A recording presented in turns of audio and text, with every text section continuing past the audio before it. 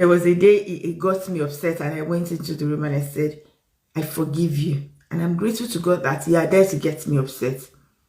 And he looked at me and was like, don't forgive me. I said, no, whether you like it or not, I have forgiven you. I am grateful to God that you're there to annoy me.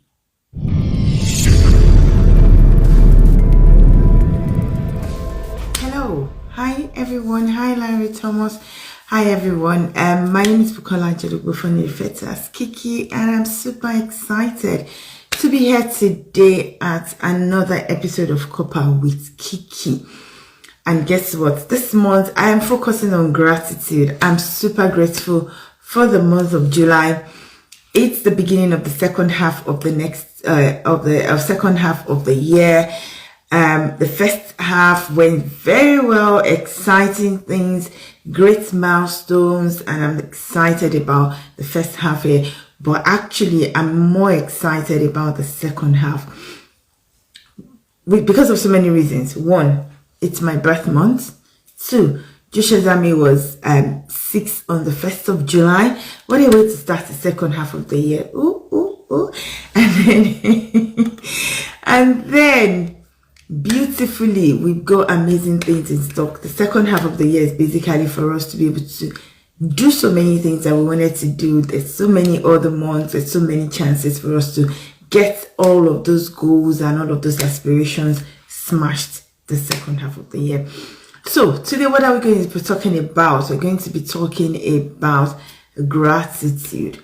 But before I go into that, if you've not seen the videos or the recordings from last month where we celebrated fatherhood, last month we brought a couple of fathers, men who are fathers themselves, who are sons as well, to come in to celebrate their fathers. And a very beautiful question that I asked all of them at the end was, if their son were to celebrate them today, what would their son say about them? So for them to kind of write a tribute to themselves on behalf of their sons. And that's like vision boarding, if you like, because when I think about it, what do I want my son to say? If my son were to write a gratitude letter to me, what do I want him to say? And when I think about that, it helps me reflect on how I'm parenting my son. If there is anything I am not doing, if there is, sorry, that was the phone call coming in. If there is anything I am not doing that, if I do better, would help my son say those good things about me. I don't know if that makes sense. But yeah, I love to reflect that way sometimes. It's okay. What would my son say about me this week? And the other day I was going out. I think I went out. Yeah, I went out and I reflected on, particularly with my second son, that I just felt I've not been very patient with him in the last couple of days. And, maybe it's me, I don't know, but I just found out that I've not been really patient with him. So I picked up my phone because I don't want him to say, Mom is not a patient person. Well, am I? I don't know. Probably I am. I'm learning to be. But I picked up my phone and I sent him a message to say, I am sorry, son, that I've not been very patient with you in the past couple of days. I'm going to work on it, and I'm just sorry. It's got nothing to do with you. It's not about you, but I just need to work on some things in myself. And guess what? He called me and said, thank you, Mom. Thank you for that message. It means a lot to me. And that just tells me that, sometimes when we make mistakes, it's okay to own up and tell them our mistakes and how we're going to correct it, because we're raising world-class leaders, we're raising husbands of tomorrow, we're raising fathers of tomorrow, and we want to be able to raise empowered boys who are well-rounded, who are total, who are empowered to be able to lead others. And that's why I do the things I do, particularly with my son. So when I sent that message of apologies to him, he rang me and kind of acknowledged it, and then he went further to say he's sorry as well, that if in case he's been triggering me in any way, that Mom, I'm sorry. And then, prior to that, there was something that happened that I wasn't happy about, and I sent him a text to say, I'm not happy about what you just did. When you get home, we're going to talk about it. Guess what? He called me immediately, said, Mom, no, the last thing I want to do is get you upset. So he called me immediately and he was like, no, let's resolve it. And we talked about it. I'm just saying, now, what am I trying to do? Reflect on the month of June in Joshua's army, in Copper with KIKI, and even in my life, and how I have worked with my children or my boys as a parent. Now, the month of July, a month of gratitude. And today, I just want to focus on living a lifestyle of gratitude.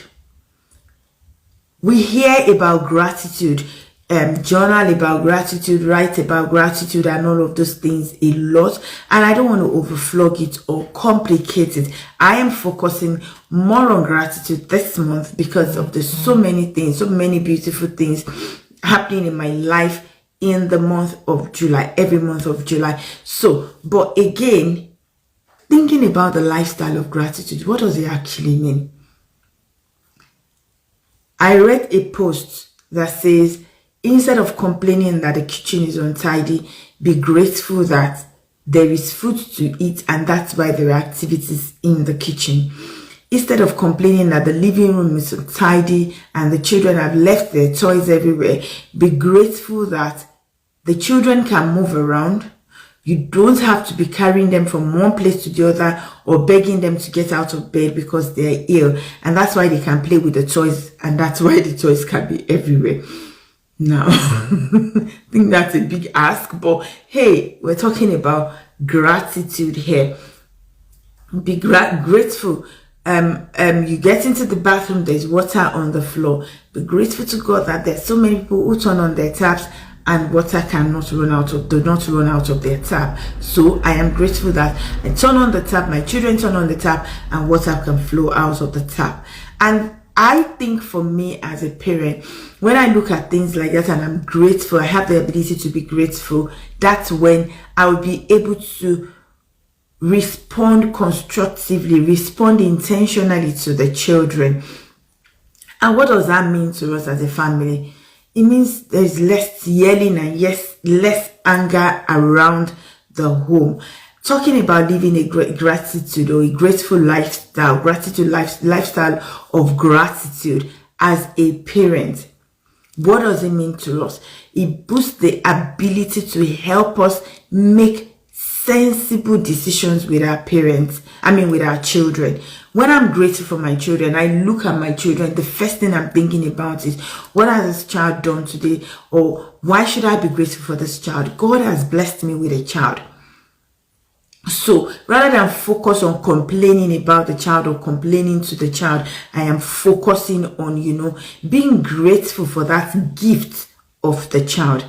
I remember so many months ago, some years ago, some time ago, I told my sons, I said, you know what, I'm eternally grateful to God for you guys, because the presence of the two of you in my life means everything to me, means the world to me. And I say to my husband something, I just look at him, we say to ourselves, look at him and say, hey, thank God for you. If not, even there was a day he got me upset, and I went into the room and I said, I forgive you. And I'm grateful to God that you are there to get me upset. And he looked at me and was like, don't forgive me. I said, no, whether you like it or not, I have forgiven you. I am grateful to God that you're there to annoy me. And he looked at me and was like, you're just not serious. But hey, that's me being grateful that even though I was upset, I have a reason to be grateful. Because you know what? I remember my dad would have passed away. It will be 15 years next year. So 14 years this September when my dad passed away. And one of the things my mom cried about was, who will I argue with? Who will I be angry with? And I was looking at her, how can you be crying because you're thinking about who you would argue with when your husband just died? But hey, that's them together. So grateful that I have somebody. My dad used to have this habit of waking up in the middle of the night. My dad wake up in the middle of the night to pray, to read his Bible and do all of that. And when he's done, he will wake somebody else up, particularly if he's not able to sleep, to chat with the person. And of course, at retirement, when we've all left the house, who else would they wake up? My mom. And that thing used to annoy my mom. I remember they were going to move to Ado Ekiti from Warri, Nigeria. My mom wanted a separate room. And my dad was, no, they cannot live in a separate room because of that, his habits. My mom wanted a separate room because of that habit. But my dad said, no, we cannot live in separate rooms. So my parents' room are like 2 master's rooms put together.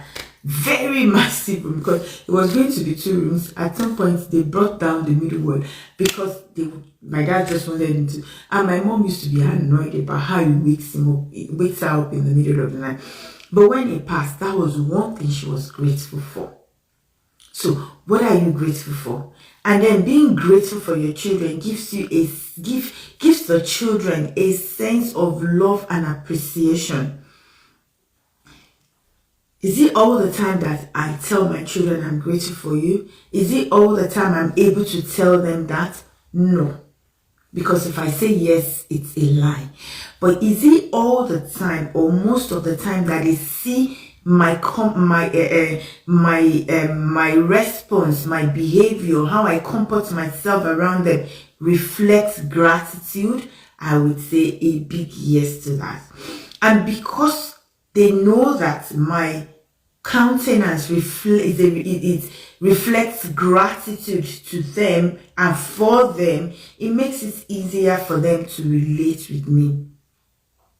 In fact, sometimes particularly my younger son, who is a psychologist, will come on here, we would sit down and we will be talking for like 2 hours and we will be analyzing something, and I'll just be looking at him.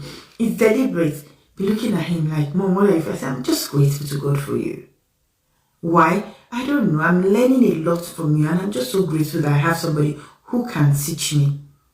Even though we're arguing about some analogies, some thesis, or some hypothesis, but he still senses that, he still feels that sense of gratitude. He still feels that atmosphere of gratitude from Mom about him, and it gives them the confidence, the comfort around you as a parent when your children feel that way. Remember the word, the confidence and the comfort around you as a parent. Also, it increases the self-esteem. Imagine, where I began to have a very confident personality. I became very confident about myself with very good self-esteem is when my dad looks at me. My dad was very tough. I will not go there today. My dad was very tough. That, gosh, those things he did to me took God for me to just say, okay, let me forgive you because I know he did different from a place of love. But hey, my dad will look at me and call me daughter. Imagine when God said about Jesus, this is my beloved son in whom I am well pleased. At that time, Jesus had not done anything. There had been no miracle. That was the beginning of his ministry. But God proclaimed to the world that this is my son in whom I am well pleased. And that I can only imagine how Jesus would have felt. And that's, when my dad would look at me and say, daughter, my daughter. Gosh, my head will swell and I'll be so proud of myself. And, it just gives me a good feel of self-esteem, positive enhancements, enhances my positive emotions about myself, about the people around me, that there is no crowd I cannot go into with my head high up because I know I am a daughter. What do your children, how do they feel based on the things you say about them, based on what they sense, what they feel when they are around you? That atmosphere of gratitude about children, I'm smiling because I'm just reflecting on what it means to what it meant to me and what it could mean, or what it means to our children. Also, having a sense of gratitude, living a lifestyle of gratitude, particularly about our children, enhances family bliss. It enhances. A lot of families today are struggling because there is no peaceful atmosphere within the home. When you focus on the things you're grateful for in your home, it enhances the home. It enhances bliss, the blissful atmosphere in the home. And then remember, they say what you focus on is what you see. It's what maximizes people for you. So now I'm looking down and I'm looking at, in fairness, this basket of clothes that my son is meant to have spread. He did his washes and the clothes are still here on hang. And it was sunny yesterday. The clothes were washed yesterday, and he said he's going to spread them today, but he's gone to school and he forgot them. He had to take some documentations to school and he forgot them. And I'm looking at him and I'm wondering, as we're talking now, okay, he didn't spread the clothes, but I didn't have to remind him to take those documents to school because they're running out of date. The school really needs him to bring those documents for his result. So I'm grateful that he had a sense of responsibility to take that to school. But it doesn't mean when he comes back and I'm going to tell him. But because I'm already grateful, I already feel excited and grateful that he has that sense of responsibility to take those documents to school without me reminding him.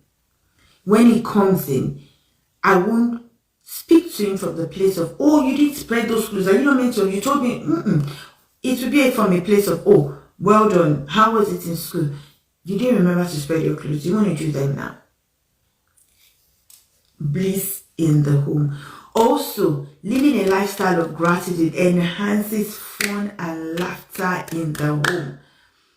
Fun, and remember I was talking about where my son would come, would sit down, the psychologist, and would analyze, and he would be telling, no, mom, this is how they think, this is how you think. In fairness, that boy has his psychology head, even though I studied psychology as well, his own is quite different from mine. And it's really helped me, in the things I do with teenage boys and their families as well.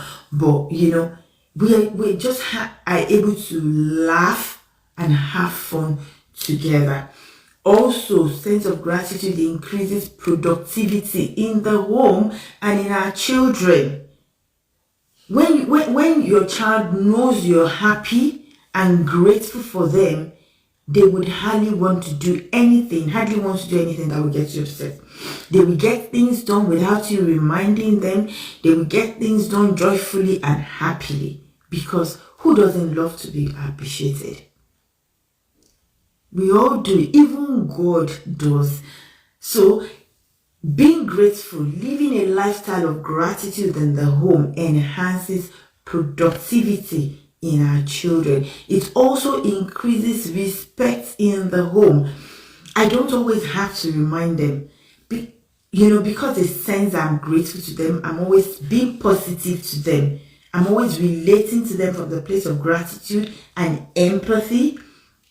They would respect and honor me more. They won't even struggle to respect you as a parent, particularly when they're hitting those teenage years.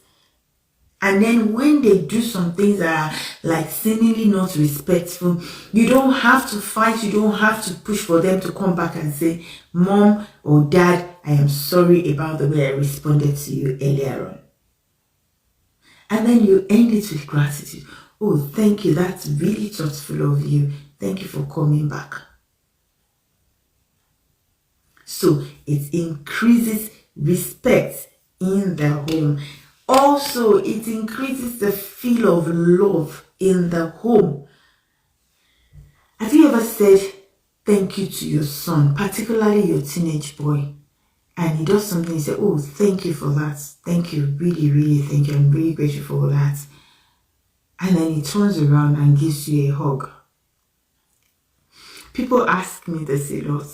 How come your boys hug so well and so good? As in, when they come in, the first thing they're doing is they're hugging me. And if anybody is around me, my friends or something, they would bow and greet you and then give you a hug. And then when your children are huggers, it's because they know that even if things go out of hand, we would bring it back together, and I would always end it with thank you. There is an unwritten law in my home. If somebody offends you and the person says sorry to you, you have to say sorry back to the person. So the person one of them comes and say, oh mom, I'm sorry about it. Oh, thank you very much, and I'm sorry as well if I provoked you, or if anything, I've said anything or done anything in that process that has caused you angry. Between me and my husband, that's what we do as well. So, and then if somebody says, oh, I said thank you for this, they come and say, oh, thank you mom for noticing, or thank you for thanking me. You know, it's a two-way thing, and the reason why we do that is just to get them into the habits when they were younger, and now it's like a habit in the house. So if you say, sometimes when I say sorry to my husband, he'll be looking at me. Say, okay, thank you. I say, no, you to say sorry back. Or when he says sorry to me, and I'm like, I've heard you're sorry now. But I know that what he's waiting for is for me to say, okay, I'm sorry if I have done. And that's the unwritten law. So when somebody says thank you to you, they're able to say thank you to the person as well. And then you end it with a hug, or I love you. How about hearing I love you from them as often as you can? It feels, I hear it always. And, on the call, when we come on the call, all right, bye, mom. Love you, love you. And that's because of, what they perceive, let's call it the aroma of gratitude that they perceive from you as a parent all the time. I hope this has really helped you in living a lifestyle of gratitude with your children in your home and around you. My name is Bukola Jerigo. I'll see you next week on Copper with Kiki. Love you. Bye-bye.